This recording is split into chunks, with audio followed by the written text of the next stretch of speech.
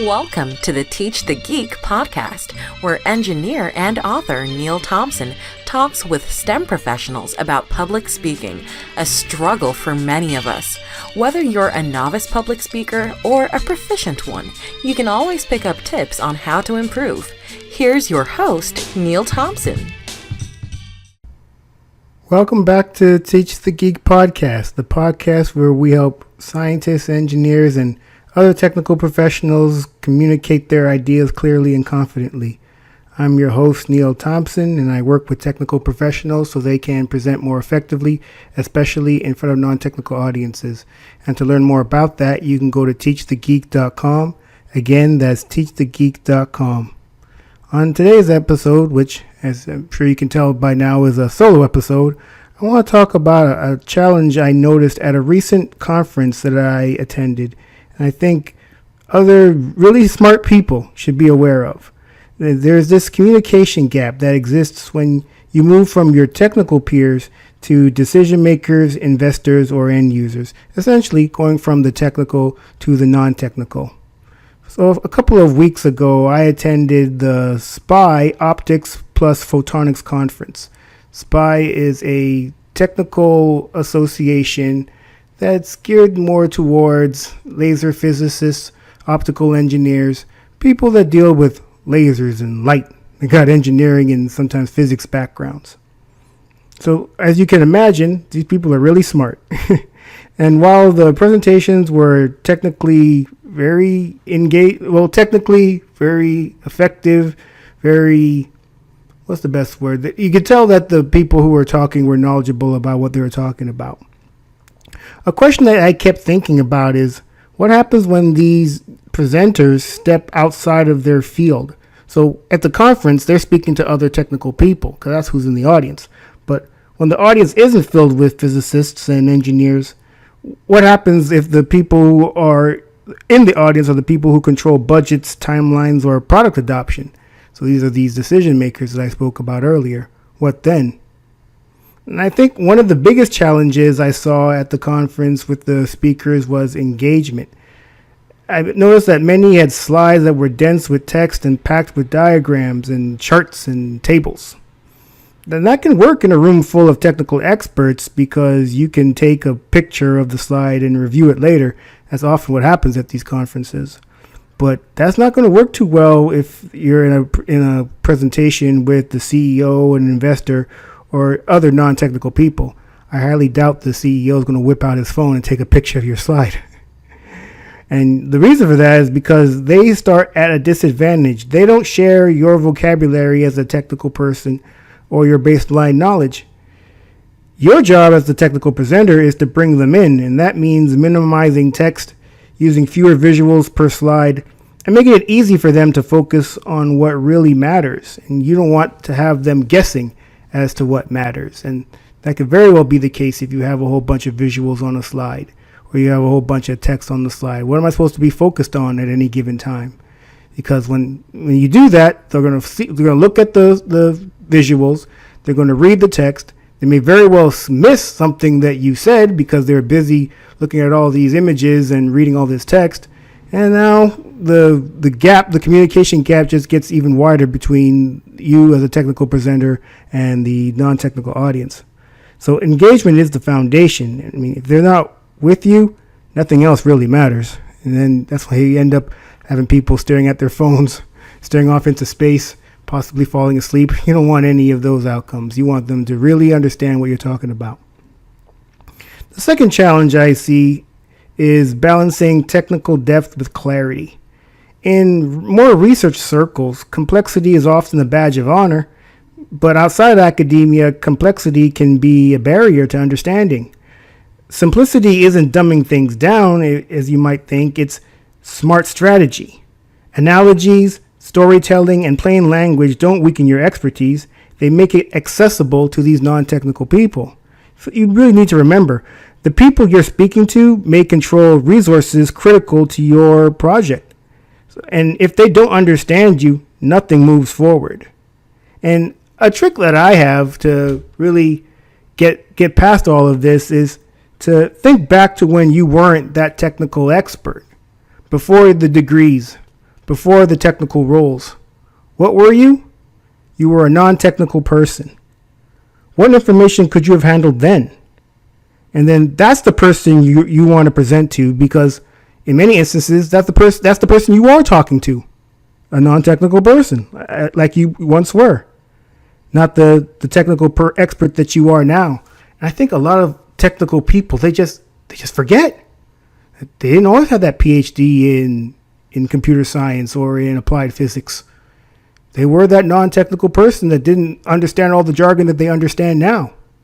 Well, that CEO that's in the audience listening to you, and that decision maker who's controlling whether your project continues on or not, they're that person.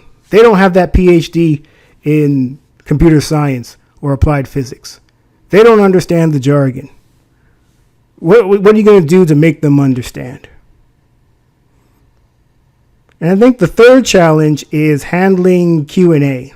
I noticed that at this particular conference, there were many student and postdoc presenters, and many of them seemed nervous when the audience asked them questions, and there's good reason for that. In academia, questions often challenge your research.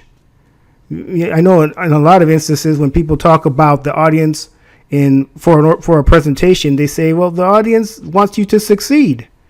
And I suppose you could think of the people challenging you as wanting you to succeed. They just also want you to be better. They want you to consider factors that perhaps you hadn't considered to make your research even better. But in the moment, when you're getting those types of questions, it can be nerve-wracking. But outside academia, questions are usually about understanding. The CEO is not trying to challenge you really. He's just trying to understand better what you're saying so that he or she can make a more informed decision based on what you're talking about. Because if they don't understand, well, the answer is no. And here's the mindset shift. There's no such thing as a dumb question, especially when the person asking controls the resources you need. So it's really important to treat every question with the respect and empathy it deserves. Because, in fact, Q&A can be the best moment to build trust, because it shows not just how smart you are, but how you handle people. I think a lot of technical people get a bad rap for not being people. But, that's not necessarily true. It's just that they may relate to people in a different way. But if you're at least cognizant of that, when you're answering these questions from non-technical people, you can meet them where they are. And you can answer their questions in a way that they can understand. And they're not going to feel foolish because they asked you a question that they may think you think is foolish, but you'll never give off that vibe that you thought it was foolish. You'll understand, like, as I said earlier, you weren't always that technical person yourself. So that's a question you very well may have had back when you weren't a technical person. And you certainly wouldn't have wanted somebody back then to think you were foolish for asking such a question. So why would you make someone else feel foolish when they're in that position? And a really helpful tip, especially now that generative AI is among us, is to use it to brainstorm potential questions a non-technical audience member might have. So a potential prompt could be, I'm giving a presentation in front of, and you can name the various types of people, perhaps their titles, CEO, CTO, CMO, whoever else. What types of questions may they have based on my topic of, and then fill in the blank there too. And then you get a nice little list. And then once you have that list, have answers to those questions. So in the event that you get them during the presentation, you're not caught off guard and you're not thinking, well, that was a foolish question, especially if that question comes up, because ChatGPT or Perplexity or Claude or any of those generative AI platforms gave you one of those questions or gave you some of those questions. They won't catch you off guard. So essentially, here's the takeaway. Brilliant researchers excel in their technical fields, but stepping into a less technical environment like a boardroom or an investor call or presenting in front of customers, or any of these settings where you need buy-in, requires extra care. Engagement, clarity, and handling Q&A thoughtfully aren't just soft skills, but they're critical skills if you want your work to have impact beyond what it would have in more technical circles and more research or academic circles.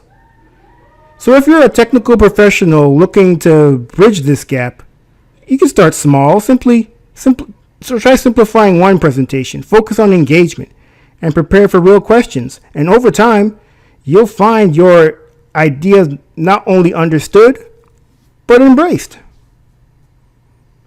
Hopefully this has been helpful for those of you all who are technical people that typically give presentations to other technical people, but now find yourself in positions where you have to speak to non-technical people. How can you make that transition?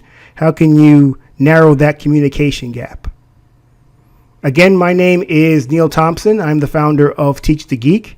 I work with technical professionals so they can present more effectively, especially in front of non-technical audiences. And you can learn more about that at teachthegeek.com. Again, that's teachthegeek.com. Until next time, take care and stay safe. Well, everyone, that marks another episode in the can. I hope you enjoyed it. If you like these episodes and want to support Teach the Geek, please subscribe, share, and like on any of your favorite podcast platforms. Or on all of them. Also, if you prefer to watch the episodes, head on over to the YouTube channel at youtube.teachthegeek.com. Until next time.